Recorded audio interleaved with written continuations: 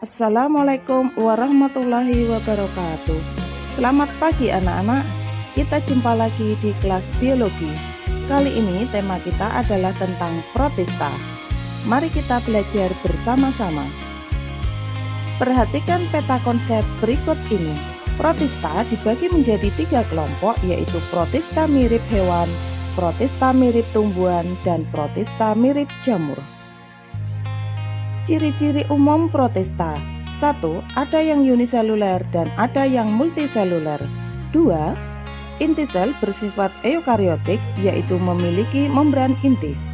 3. Memiliki dinding sel dan ada juga yang tidak memiliki dinding sel. 4.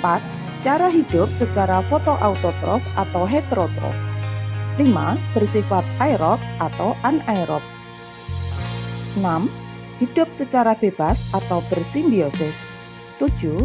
Reproduksi secara seksual dengan konjugasi dan aseksual dengan pembelahan biner. Klasifikasi protista. Seperti di peta konsep tadi, berdasarkan sifat-sifatnya, protista dibagi menjadi 3 kelompok, yaitu protista mirip hewan atau protozoa, protista mirip tumbuhan atau alga, dan protista mirip jamur. Baiklah anak-anak, kita bahas satu persatu. Yang pertama yaitu protista mirip hewan. Protista mirip hewan yakni mikroorganisme yang telah menyerupai suatu hewan yang dapat disebut sebagai protozoa. Protozoa merupakan sebuah organisme yang bersifat uniseluler dalam ukuran mikroskopis. Protista seperti binatang tersebut dapat bereproduksi dengan cara aseksual dan seksual. Selain dapat berkembang biak, hewan tersebut bisa bergerak secara aktif. Ciri-ciri protista. Protista mirip hewan atau protozoa memiliki ciri-ciri sebagai berikut. 1. Uniseluler dengan ukuran tubuh 10 sampai 200 mikrometer. 2. Tidak memiliki dinding sel. 3. Umumnya bersifat heterotrof dan hanya sebagian kecil yang bersifat autotrof. 4. Hidup bebas atau sebagai parasit bagi organisme lain. 5. Reproduksi secara aseksual dengan pembelahan biner dan reproduksi seksual dengan konjugasi. 6. Sebagian besar memiliki alat gerak. Klasifikasi protozoa. Berdasarkan alat geraknya, protozoa dibagi menjadi 4 filum, yaitu Rhizopoda, Flagellata, Ciliata, dan Sporozoa. Kita akan membahas tentang Rhizopoda. Rhizopoda disebut juga Sarcodina. Rhizopoda merupakan protozoa yang bergerak dengan kaki semu atau zoopodia, contohnya adalah amoeba. Perhatikan struktur tubuh amoeba berikut ini. Bagian luar tubuhnya adalah membran sel yang berfungsi sebagai pelindung isi sel, mengatur keluar masuknya zat dan sebagai reseptor terhadap rangsangan. Di dalam membran sel terdapat sitoplasma yang terbagi menjadi 2 macam, yaitu ektoplasma di bagian luar dan endoplasma di bagian dalam. Ektoplasma lebih pekat daripada endoplasma.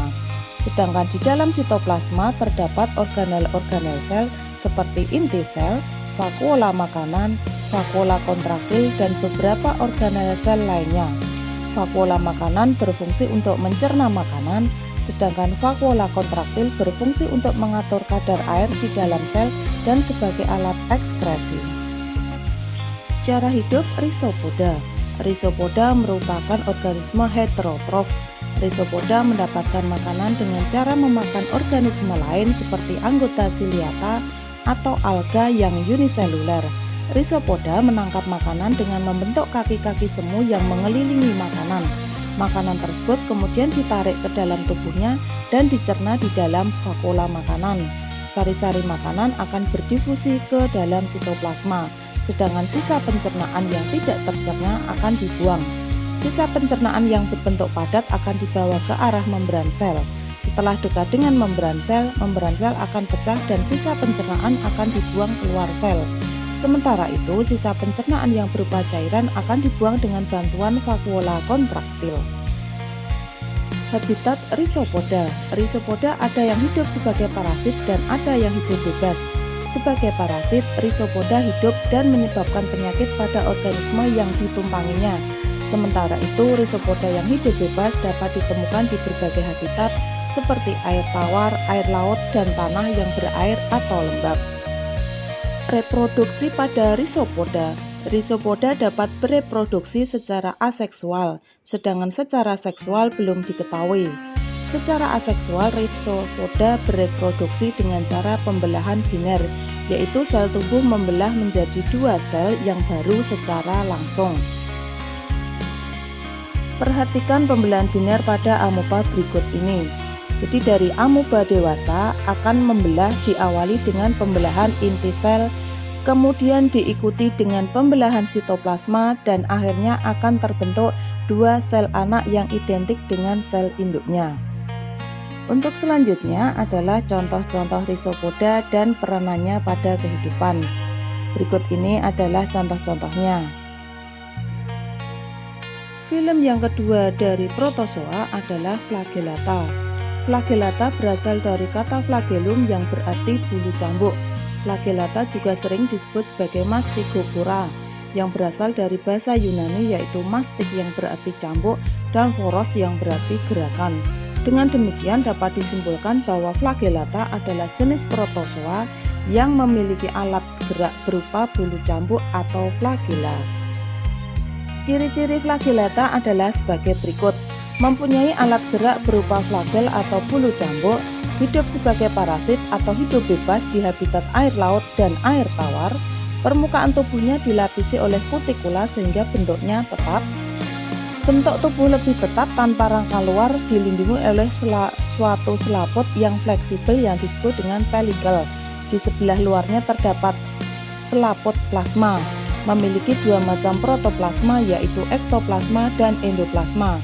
Hidup secara soliter dan ada juga yang uniseluler secara berkoloni, bersifat mikroskopis, berkembang biak secara seksual dengan konjugasi dan aseksual dengan pembelahan diri.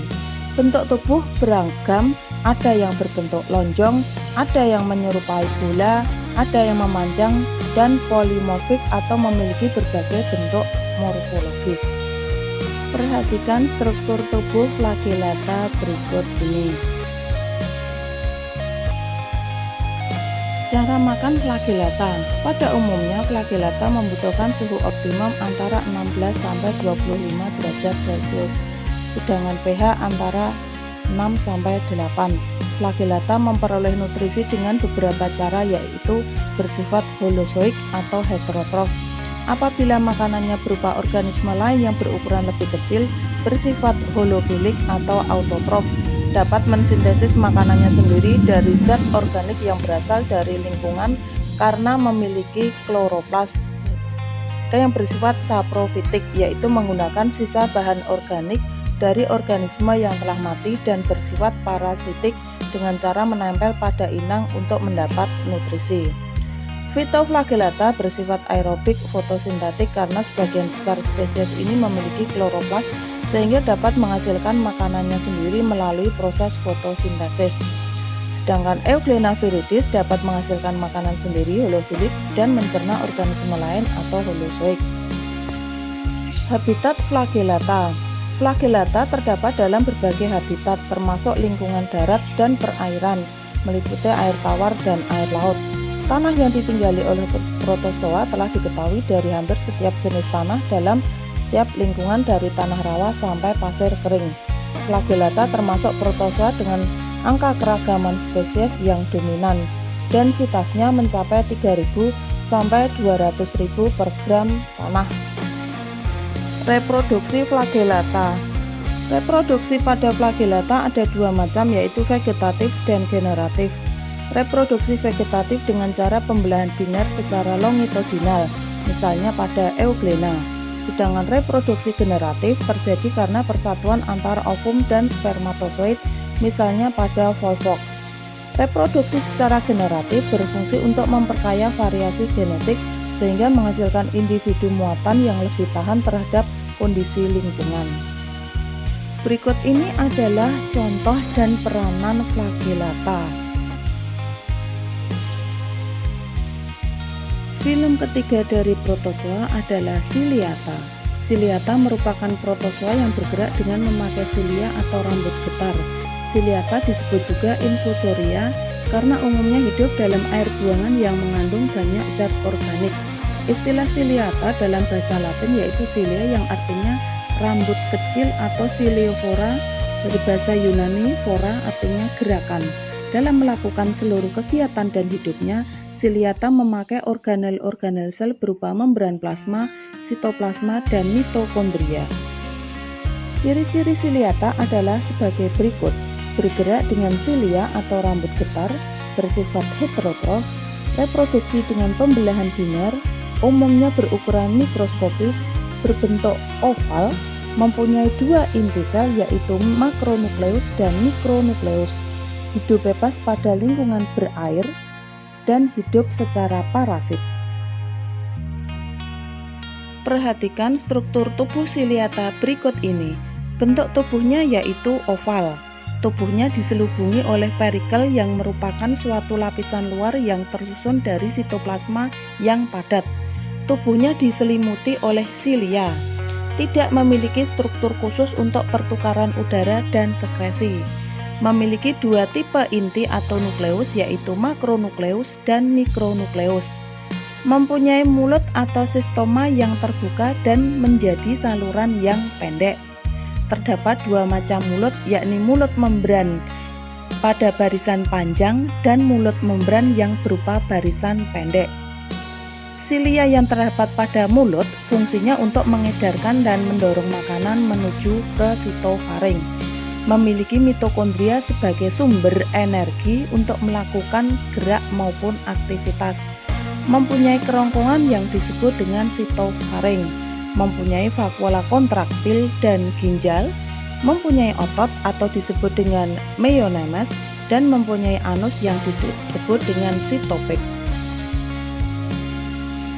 Peranan ciliata. Ciliata memiliki peranan yang menguntungkan dan merugikan, antara lain adalah sebagai berikut. Yang menguntungkan antara lain adalah didinium, mirip dengan ceret bertangkai yang mempunyai peranan sebagai predator di air tawar. Sedangkan peranan ciliata yang merugikan antara lain adalah Balantidium coli yang hidup parasit dalam usus manusia yang mampu mengakibatkan gangguan perut dan bisa menyebabkan diare. Film terakhir dari protozoa adalah sporozoa. Sporozoa berasal dari bahasa Yunani spor yang berarti biji dan zoa yang berarti hewan. Sporozoa merupakan kelompok protista uniseluler atau bersel satu yang pada salah satu tahapan dalam siklus hidupnya dapat membentuk sejenis spora. Sporozoa hidup sebagai parasit pada tubuh hewan dan manusia. Siklus hidup sporozoa agak kompleks karena melibatkan lebih dari satu inang. Morfologi sporozoa. 1. Sporozoa tidak memiliki alat gerak khusus sehingga gerakannya dilakukan dengan mengubah-ubah kedudukan tubuhnya. 2. Mempunyai spora berbentuk lonjong. 3. Ukuran spora 8-11 mikron pada dinding kitin. 4. Mempunyai dua kapsul polar pada anterior berpasangan bentuk labu berukuran sama terletak pada sudut sumbu longitudinal dengan ujung posterior. 5. Dari depan ujung anterior sama dengan lebar posterior. 6. Dinding kutubnya tidak jelas. Reproduksi pada sporozoa. Sporozoa melakukan reproduksi secara aseksual dan seksual. Pergiliran reproduksi aseksual dan seksual bersifat kompleks dengan beberapa perubahan bentuk serta membutuhkan dua atau lebih inang. Reproduksi aseksual dilakukan dengan pembelahan biner. Reproduksi seksual dilakukan dengan pembentukan gamet dan dilanjutkan dengan penyatuan gamet jantan dan betina. Berikut adalah siklus hidup salah satu anggota sporozoa yaitu Plasmodium. Untuk lebih jelasnya, perhatikan gambar berikut ini. Nomor 1. Nyamuk Anoblas menggigit manusia. Air liurnya mengandung sel-sel Plasmodium dalam bentuk sporozoid dan zat antikoagulan yang merupakan zat anti pembekuan darah. 2. Sporosit mengalir menuju hati, kemudian mengalami pembelahan menjadi merozoid. 3. Merozoid mengalir ke aliran darah dan menyerang eritrosit menjadi tropozoid lalu melakukan sporulasi. 4. Tropozoid lalu matang dan keluar dari eritrosit sehingga eritrosit mengalami lisis atau pecah. Pecahnya sel darah merah mengakibatkan tubuh manusia melakukan reaksi dengan menghasilkan gejala demam. 5. Tropozoid yang mengalami sporulasi dapat menjadi merozoid kembali dan menyerang eritrosit lain kembali atau menjadi gametosit. 6. Gametosit akan dihisap kembali oleh nyamuk anoblas lain. Di dinding usus nyamuk, gametosit selanjutnya akan berkembang menjadi mikrogamet atau gamet betina dan makrogamet atau gamet jantan.